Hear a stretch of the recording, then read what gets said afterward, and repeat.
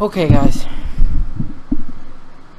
That main event was fucking insane, dude. Oh my gosh.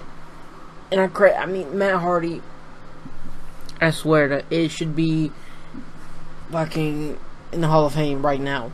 Like, I'm gonna go ahead and say that the dude is fucking hilarious. And like, he acts more vicious and just like, oh my god. We'll get to that. And okay, we start off the night with James Storm coming out to the ring. Now, I will think about what we'll talk about James Storm after this segment. So James Storm comes out and says that the ref screwed him or whatever. He had that match won, and basically Earl Hebner says he was just trying to get JB out of the ring. Well, here comes the new president, Billy Corgan, which is the best theme song in wrestling. Smashing Pumpkins are the shit. He like was about to kill fucking Billy Corgan when he was like, AJ left, Bobby Roode left, and he stayed. I was like, this dude's about to turn heel. And like, right when he says we'll get the title or whatever, you can't do it, this motherfucker goes out there, grabs some tools, and starts beating the shit out of the fucking turnbuckles and stuff. Then here comes the security, and they were still going at it. And then this motherfucker turns around, he puts his hands on James Storm. James Storm's like, don't put your hands on me. And Billy Corgan's like, I forgot what he said, but Billy Corgan says something. And the security guard puts his hands on him again. James Storm turns around, and fucking destroys the security guard. Like, oh my god. And then he threatens Billy Corgan by saying, I'll smash your pumpkin. That was great, referring to the Smashing Pumpkins or whatever. And he was just, the whole time he was like, I've never got my hands on a rock star before. And so when James Storm finally left the ring, Billy Corgan suspends him indefinitely. Now, this weekend, well, actually this week, I don't know why I said this weekend, this week, there was this thing going around that James Storm's leaving TNA. Well, beginning of the year, James Storm signed like a multi-year deal or something like that. So, not even a year he's leaving. This got me thinking. So, unfortunately, I wanted to know what was going on. I sadly checked out the spoilers, and I hate checking out the spoilers. It just takes the fun out of the show. So when I looked at it, and they suspend him indefinitely, then I see this. And then what James Storm says in that video, you can go look it up on Google, whatever, YouTube, whatever. He says, you'll see me down the road with a friend of mine. They would not let this dude say that if they were letting him leave. He basically sounded like he was teasing him going to NXT. TNA would not let nobody, no company would let nobody do something like that. And then James Storm tweeted out some tweet about how some legal BS won't let me do something. Even TNA retweeted it, and the referee retweeted it or whatever. And then this segment, I think it's a work. Honestly, they were saying, I went deep into this because I wouldn't mind seeing him at NXT. I watch every fucking wrestling that comes on TV or whatever. So I watch James Storm wherever he goes. Well, I just got tarted there for a second. So when I was reading all this shit, they were like, this probably is a gimmick or like a work, but he did tease leaving TNA or whatever. I'm confused. I don't know, but I think it might be a work. I think he's bringing somebody into TNA and they're gonna do something at Bound for Glory. That's just my thoughts on this. It makes so much sense. He's gonna get into the world title picture, or he's gonna do something at Bound for Glory, because these were recorded for September, all of September. That's a whole month, and then the rest of this month. So what I'm thinking is, some shit's gonna go down at Bound for Glory. That's what I think. If he leaves, he leaves. I mean, this is just me thinking that it's a work. Some people are gonna think, especially the WWE cronies and fanboys who are like, oh, NXT. Shut the fuck up. NXT is not that great. Sometimes it can be really boring, and that's with every company. Tonight's TNA was not as good as last week's TNA. I'm gonna be completely honest with you here. So I think wrestling fans sometimes need to tone it down with that. But we're done with this whole segment. We're gonna get into TNA now. The first matchup was Eddie Edwards and Moose. Wow, what a match. And then, wow, what a segment back. You remember last week when Eddie Edwards and EC3 lost to Mike Bennett and Moose? And so when Moose supposedly was about to try to get the pin, Mike Bennett pinned him, and Moose was looking at him like, what the fuck, right? So, again this week, Mike Bennett was like, you do whatever I say. This motherfucker looks at him again like, what the fuck are you talking about? I'm telling you, something's gonna happen. They're gonna, they're going to break up. That seems logical about what's going on right now. But the match between Moose and Eddie Edwards was the shit. I wish we would have been in a different place than Orlando. Sometimes Orlando can be dead. I mean, it was alright for this matchup, but come on now. I'm not even talking about that. We're going to get into the positive. This match was a positive for me. This match was great. Eddie Edwards kicked out of the nastiest clothesline I have ever seen. But first, when he hit the powerbomb on the ring apron, I thought it was going to be over. Motherfucking Eddie Edwards kicked out. So, when Moose threw this guy, Moose just chucked him in the air, right? Just straight up. He's running up, threw him in the air. Not even all the way down to the ground. Like, standing back. Oh my god, the nastiest clothesline ever. This motherfucker kicks out. At that point, I was like, alright, Eddie Edwards winning. So he hits the Boston Knee Party. And then, to make sure, Mike Bennett doesn't interfere, he runs out and hits a suicide dive. But Moose was ready. Eddie Edwards went up to the top rope, hit the go to hell, and it's over. I mean, what a matchup. Honestly, this was great. This matchup was really good, I think. So, I had no problems with this match. This match was actually pretty damn good. Our next matchup was finally the matchup a lot of people are actually looking forward to. I see it on Twitter and shit. It was Gail Kim versus Jade. Now, this match was the craziest move I've seen out of a fucking women's wrestling was when Jade's standing on the outside. Gail Kim runs up, jumps, hops on the apron, jumps off the bottom rope, goes in for a crossbody. Fucking Jade catches her, turns around, throws it. Looks like she's going for a fallaway slam. No, she hits like the fucking gut check. I'm like, what is this? That was great. I was like, holy shit, I did not expect that. This match was pretty good, like I said. Those kicks, Jade was hitting on Gail Kim. I was like, you could have fucking knocked her out. Like, you could hear them hit. Like, oh my gosh. Now, there was two things I didn't like. What was only one thing I didn't like, really? It was when they were going for those roll-up pins. Earl Hebner fell, and they fucking fell on top of Earl Hebner, which, after I think about it, Earl Hebner has done that in every Knockouts match since he's been working in TNA. He's always gotten himself involved in the Knockouts. Every time it seems like he's going to do something. I just didn't feel like it needed it in this matchup. It didn't. Like, really? And even if that was not supposed to happen, yeah, that's the one thing I was like, really? That kind of ruined the ending a little bit. But Gail Kim ends up winning from disqualification. Here comes Sienna. She pulled Gail out of the ring, hits the AK-47 on the outside. I'm like, holy shit. And then comes in the ring and hits Jade with the silencer. Like, she fucking destroyed everybody. Like, everybody was gone. They have not done much with her as the Knockouts champion. I hope they do something, with her, because God, like, she's a champion, but she's not shown on TV that much. It's more Gail Kim and Maria, so I think they should fix that and make Sienna more on the show.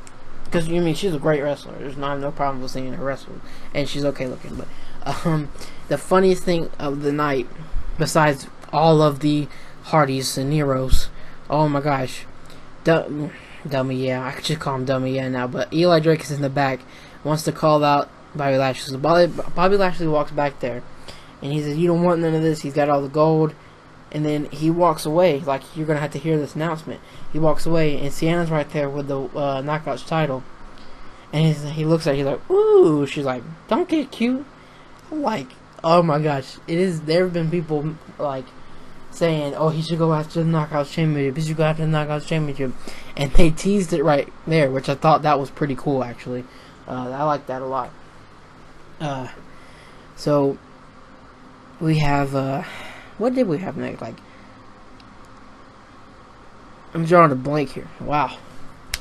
Okay, so Bobby Lashley.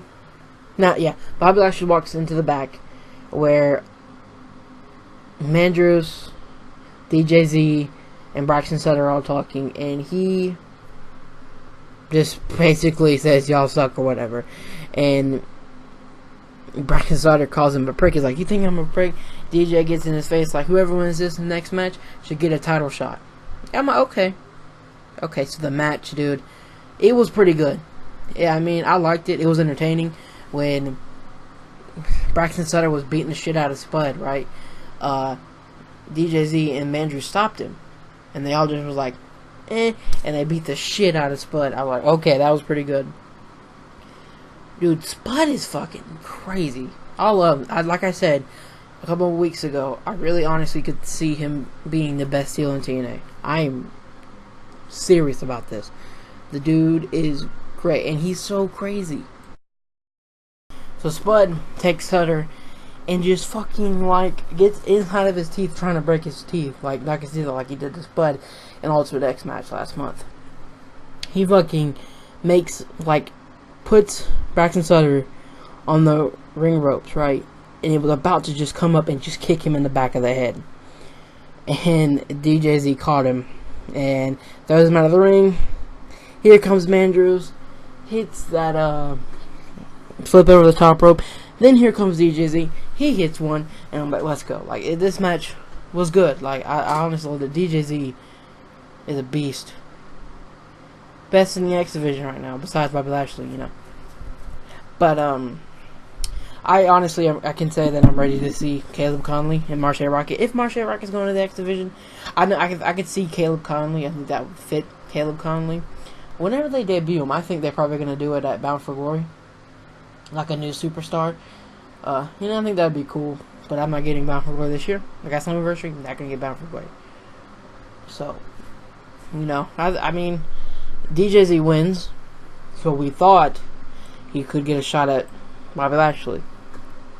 Well, not really. Not happening. They go, Bobby Lashley's in the ring. He wants to unify the titles. Well, Dixie and Billy Corgan say no. And he's like, well, this King of the Mountain title is trash. And I think everybody's been saying that we've needed a new championship besides that King of the Mountain. They've used it in, like, before 2010 for the TV championship and the Legend championship. I'm like, thank you. Please throw it out. So we all heard about the news about the new championship. And I thought it was going to be unified. I think everybody thought it was going to unify both, and it was going to be the one world championship. And it was supposed to be contested under UFC rules. Well, it kind of clears that up a bit. They just vacate. Bobby Lashley vacates the X Division championship. He just gets rid of the King of the Mountain championship, but he keeps his world title. So his world title will still be defended at Bound for Glory, which I thought that was great because I wanted them to keep the world title. I don't think I want to see the world title contested under UFC rules. I think one title could be contested. You know what I'm saying? So the Grand Championship, whatever they're calling it, will be contested under UFC rules. That's not happened yet, but I'm pretty sure everybody already knows about it. So Billy Corgan says soon they're going to crown a new X Division championship. And Bobby Lashley has to defend his championship against whoever wins the Battle Royale, Gauntlet match, whatever, next week. Hey, I'm liking that. And it's, of course, next week, we get to see EC3 and Drew Galloway with a special guest referee in Aaron Rex. Now, EC3 comes out to the ring. The dude's my favorite. I'm going to be honest. The dude's awesome. But here comes Galloway, and they're talking about how Galloway's been screwed by EC3, and I can kind of get it, because, EC3's been getting into his matches every time. And here comes Aaron Rex. Still got a great pop from the crowd, which I thought was pretty good. Sometimes the Impact Zone, whatever, crowd can be a little bit dead. I mean, really, they can. This time, they were not for Aaron Rex, which I thought that was great. And Aaron Rex basically says the whole universe, and he puts emphasis on that. We all know WWE Universe, and I was like, he's got him in both promos now. But He said everybody's been watching TNA. They've been evolving. And I think that's true. They are way better than they were last year. They're getting better still. So what he says kind of makes sense. But he basically puts himself in the special guest referee for EC3 Galloway. So next week we get that Gauntlet Battle Royal match and EC3 versus Galloway with a special referee and Aaron Rex. Sounds awesome to me. Like, yes, next week's probably going to be better than this week's was. Usually I come in here, I don't have a lot to complain about what TNA does this year. This episode, I feel like I haven't done a lot of that, but so we have Eli Drake come out to the ring. Dude's over as hell, and he calls up Bobby Lashley. Well, he gets Mahabali Shera, the only guy on the roster besides no, they already got rid of. I don't know if they got rid of him or not. I don't remember who it was. It was Samuel Shaw. I didn't like, but they got rid of him. He's gone. My bad. It's Mahabali Shera. I do not like this dude. I don't think he can. He's good in the ring, and he can. I mean, he barely speaks English. But the only reason only reason I think they have him on the roster to this point is because of their partnership with Sony 6, and it looks good for them to Sony 6 is the people in India, and they have TNA or whatever on their programming. So I think that's the only reason they have him right now. The dude is not good to me, but Eli Drake carried him this whole match. But Eli Drake hits the blunt force trauma, that knee, and that clothesline, which I like, actually. A lot of people said they don't like it, but I think it's cool. I love clotheslines. I've said it before, clotheslines are the best move in the wrestling business. But I think if they would have replaced Mahabali Shera with somebody else, I'd have been totally fine with that match. Even though Eli Drake still won, which was pretty good. Eli Drake's over as fuck, like I said. So, main event time. Dude, Matt Hardy, fucking insane. So, every time someone put in a ladder, the dude would take it out of the ring, and you hear him every time he takes someone out. That little crazy ass laugh he does. And so Jeff Hardy, dude, dives off the top rope and went after one of the tribunal guys. And I don't know what happened, but Basil Baraka was standing. He jumps off the top rope and just head first into the dude's gut.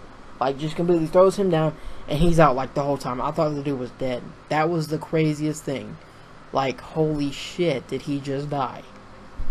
And then not only that, out of nowhere, the other guy from the Tribunal's on the ground. He runs, it just jumps on him, standing. I'm like, what the fuck? Then Matt Hardy gets in the ring. He bites everybody. He takes out Trevor Lee with a bite. He fucking rips the boot off of Andrew Everett, bites him in the ankle, then bites the Burmese. I thought he probably took a freaking chunk out of Robbie E. And then goes after Raquel and bites her. But she gets out and she slaps him and get the fuck away. And he's still laughing what the fuck? Dude, what the fuck? But while in the match, since we had to have everybody else actually needed to do something for that, just Matt Hardy, Trevor Lee power bombs Jesse Goddard into the ladder, which was pretty good. And that bro down off the ladder, that was cool actually. But I think it was Trevor Lee was on the ladder climbing to get the contract, and Jeff Hardy flies off the top rope, knocks him off. They're both dead, on the mat.